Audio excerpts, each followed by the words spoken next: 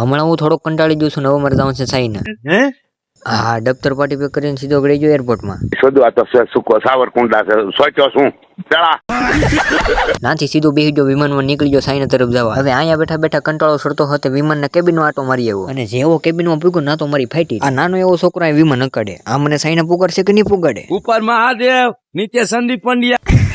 હવે એમ કે હું સાઈના પુગી ગયો સાઈના ફરવા માંડ્યો અને સાઈના હું પીગો છું રાતે અને રાતે સાઈનાને થોડુંક હું જોવા બેન નીકળો ને તા તો આ સાઈનાના રોડ જોઈને તો મારો મગજ ફરી ગયો. હવે જલેબીના ઘૂસડામાં હું કરી ગયો તો કોઈ દી બહાર ન નીકળું.